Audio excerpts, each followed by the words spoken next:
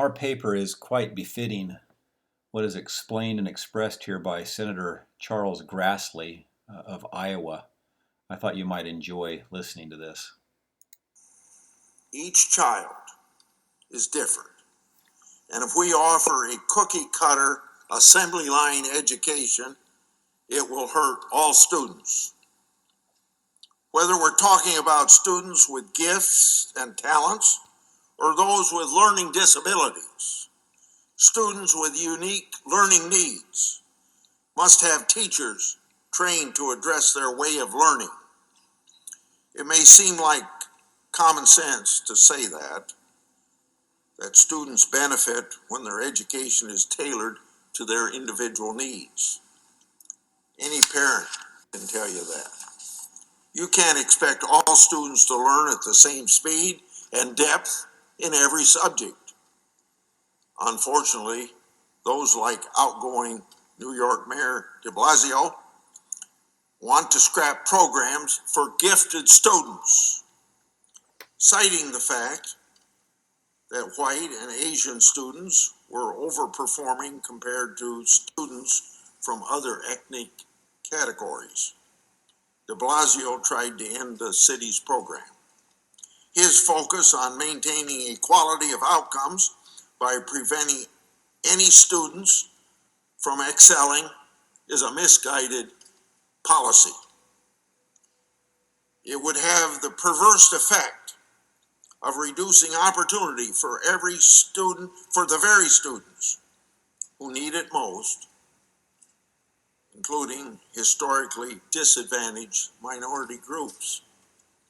Now, we all know that wealthy families can afford to put their kids in private schools or pay for services outside the schools. It is those students who aren't as well off. It's the students that aren't well off who need access to services to address their unique learning needs.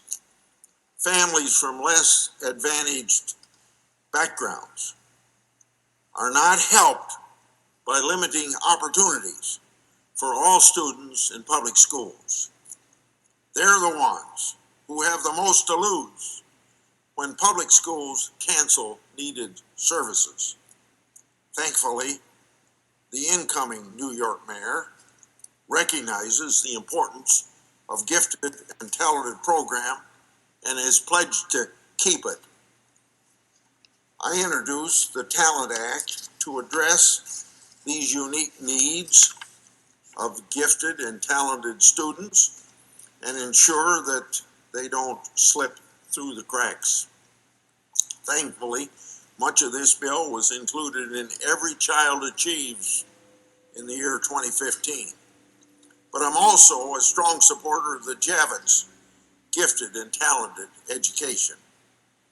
This is the only dedicated federal program to develop and help teachers implement teaching methods that meet the needs of gifted students. And it is targeted specifically to disadvantaged gifted students. Thankfully, my state of Iowa is a leader in this area.